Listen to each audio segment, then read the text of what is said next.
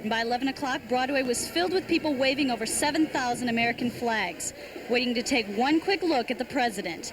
God bless America, ride home, sweet home. Laurie Plant, News Center 8, Columbia. And with the huge crowds came an increase in business for some downtown store owners. Restaurants and snack sites picked up extra patronage as people awaited the presidential parade. But one store owner wasn't part of the fanfare. Jimmy Horrigan, owner of Barth's clothing store, was asked to remove his going out of business signs. When he refused, another method was found to block Barth's store windows. Oh, you don't think it was an accident today? No, I'm sure it was. I've had no less than 15 people say that to me since the parade. A platform was put in front of his store. Store owners expected an increase in business due to the parade. However, most people came, watched the parade, and left without a lot of the hoped-for spending in downtown shops. Education was the focus of President Reagan's visit to Columbia today. And as News Center 8's Susan Rodman reports, the president honored two of the nation's outstanding schools, Hickman High School and Fairview Elementary.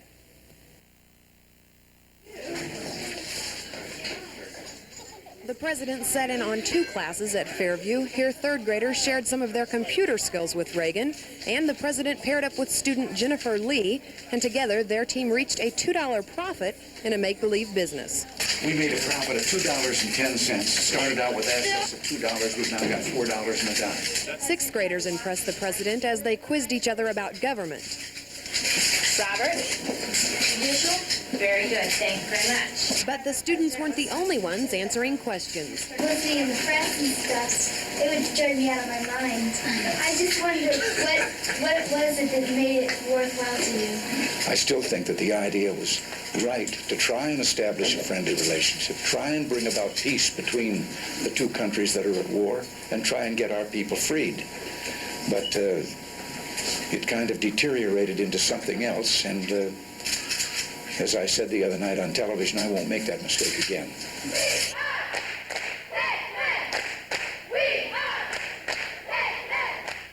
The president also spoke to students at Hickman, where he had plenty of positive things to say about their school. If America is to be what it should be in the 21st century, then it's going to need a lot of schools, good schools. And Hickman, I'm pleased and proud to tell you, is one of the best. And students also had plenty of praise for the president. Mr. President, on behalf of Hickman High School, we'd like to make you an honorary Kewpie, which is our school mascot, and present you with this sweatshirt. Susan Rodman, News Center 8, Columbia. Of course, the highlight of the president's visit was his address at Hickman High School. News Center 8's Bob Buckley reports the speech was more fun than informative.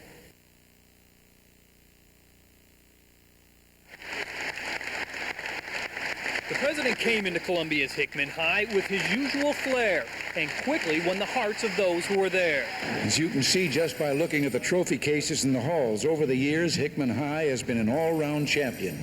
With a name like Kewpie's, you gotta be good, and Hickman is. The president wasted little time in getting to his conservative agenda, saying there should be a hard line on budgets, taxes, and government regulation, and that a sense of God needs to be re-emphasized in schools. Some adults ask, well, what values would you teach? Well, how about the Judeo-Christian ethic? It's as simple as the Ten Commandments and as enduring as the Scriptures. Missouri. The president's idea of limiting government spending for education didn't faze Governor Ashcroft. Our real goal, our ultimate objective is not spending money. Our goal is helping students reach the right levels of achievement. What those at the conference will take with them is a sense of the old Reagan and his good humor. I'm a little better than civics than I am on computers. I haven't learned to use a pocket calculator yet.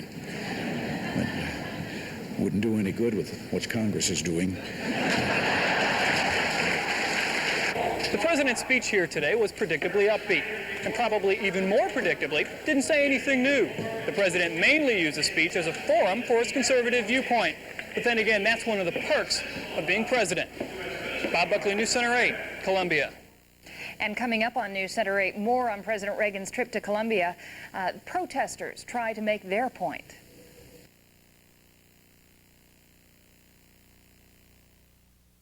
When President Reagan is in Columbia or anywhere else on the road, security is tight. The president brings his own security force to guard him. Local police and sheriff officials assist in the operation. Secret Service agents stood guard today in the auditorium while the president was on stage. Other Secret Service agents assisted local police with surveillance, traffic, and checking people entering the auditorium. Police say there were no incidents today. One of the reasons security went so smoothly was because of the peaceful demonstrations. Protesters came from all over the state to protest Reagan policies on issues from education to Iran. News Center 8's Jim Spillman has our report on the demonstrators during Reagan's visit. As with any president, there is opposition to Ronald Reagan's policies. And along with the thousands of President Reagan's fans lining the motorcade route were dozens of protesters as well. Well, we're here mainly because we feel that Reagan's visit, along with Bennett, the Secretary of Education, is pretty much of a farce because public schools across the board have been reduced about 16% across the country, and the only reason Columbia public schools succeed is because of local support and community involvement. It has nothing to do with federal support or state support for that matter. He cannot hide from a 45% cut in student aid. He cannot hide from a $750,000 cut in work-study jobs. He cannot hide from over 500,000 students who have had their loans cut. Indeed, the president can run, but he cannot hide. Most of the demonstrators were protesting Reagan's education policies, but one local protest leader went so far as to mention impeachment. The abuse of public office and subversion of American democracy are exactly the words that were used by the U.S. House of Representatives in bringing impeachment proceedings against Richard Nixon. We believe the irony, the similarity is striking and unmistakable.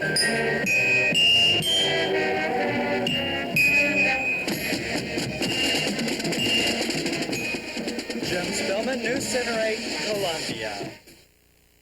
And ahead on News Center 8, security forces aren't the only ones who follow President Reagan around. Stay with us.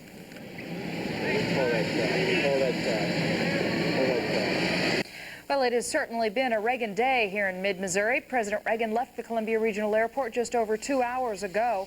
Columbia city officials accompanied him to the airport. Reagan waved to the crowds as he boarded Air Force One, marking the end to his visit to Columbia, leaving behind only the press corps at the airport. It may seem easy when you get to be president. You fly in, get off the plane, make a few speeches. But for those who make a living following the commander-in-chief, it's a little more hectic. News Center 8's Stuart Maddox found out just what a fast pace really means when he followed the press following the president. This is a bowl of guppies eating each other up. These are phones? And while each one is trying to bite each other, they're all scrambling for the best view out the fishbowl.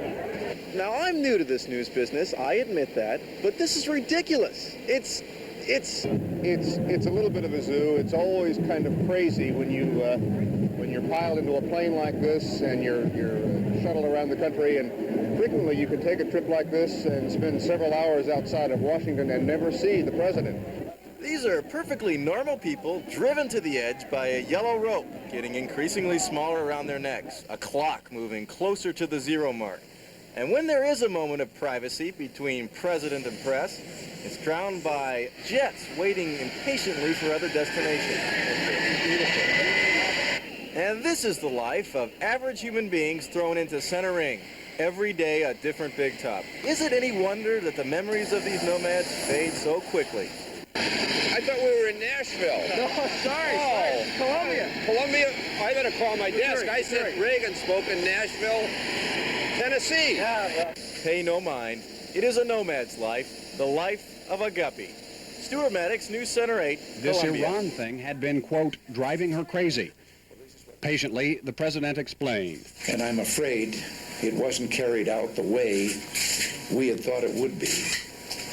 It sort of settled down to just trading arms for hostages. Good schools. Later, at Hickman High School, another of the schools cited for excellence, the president was made an honorary Cupie, the school mascot seated right. With a name like Cupie's, you gotta be good, and Hickman is. After brief comments at the airport, the president's motorcade headed for its next stop, Fairview Elementary School. Mid-Missourians led the president as both signs of support and protest dotted the crowd. President Reagan addressed the crowd of onlookers through a loudspeaker system. Police estimate the crowd on Broadway at 15,000. Since access to the president was restricted throughout his visit, those Mid-Missourians who were able to catch even a glimpse of the president will remember that glimpse for a lifetime. Ken Evans, News Center 8, Columbia. But there were some people who didn't come to celebrate. A couple hundred protesters lined the parade routes, demonstrating against Mr. Reagan's policies. From education to Iran. To have recognition, it's that we should not be used for that recognition for political purposes. Well, back to the basics. That was the battle cry of President Reagan's speech to educators and governors in Columbia today. The president spoke at Hickman High School this afternoon, saying Americans are galvanized for education reform. He said the conference, called Time for Results, has produced a broad consensus on what needs to be done for education. But according to Reagan, that doesn't include spending more money. And part of that consensus has been that more money is not the key to higher quality.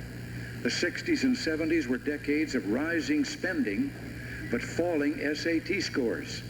And then it turned out that a number of states, for example, New Hampshire, spent only modestly on education, but had among the nation's most effective schools.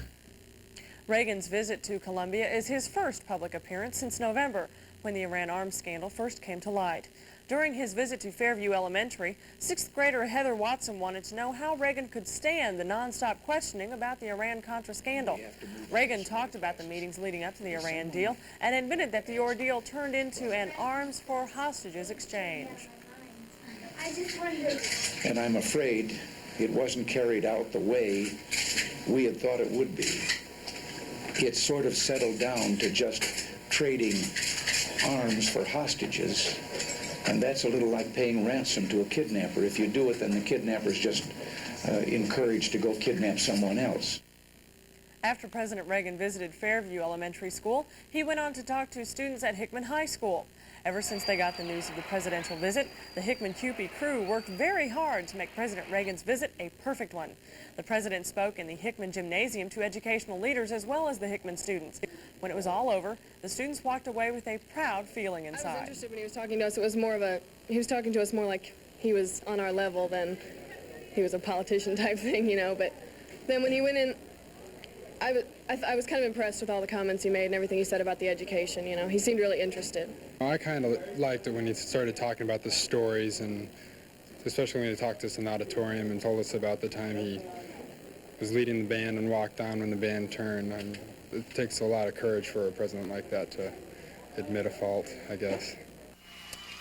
The White House staff said it wanted to show that President Reagan is not afraid to get out in public and answer questions. And when Reagan did get out in Columbia, reporters asked why he hadn't done it earlier. I only stayed away from you before because I didn't know anything to answer the questions that you all had, and I'm still waiting to find out some of them.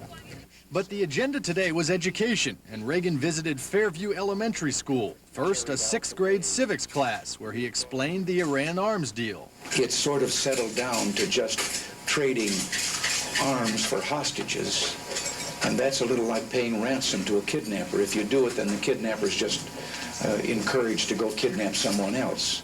Then onto a 3rd grade computer class, where the president learned how to operate a lemonade stand at a profit. Reporters asked if the lesson applied to the deficit. What they're all teasing me about is the fact that our government is spending more than it takes in. In the afternoon, it was on to Hickman High School, where the president's visit brought a lot of security and a lot of excitement. I mean, I'll probably never see another president as long as I live, so you got to do it sometime in your life. I don't know who's more excited, the students or the teachers. The main event was Reagan's address to students and educators at a national conference on education at Hickman. Basic skills, standards, discipline, work, family support, ethical principles. This is the new American consensus on the secret to quality education. For the president, this was just another stop on his tour of political duty. For the people here at Hickman High, this was a day they'll never forget. In Columbia for Cover Story, Alex Sirkin, Channel 5 Eyewitness News. And President Reagan gave Education Secretary William Bennett what he called a homework assignment at the end of his speech. The president told Bennett that he wants a report a year from now on progress of education in America.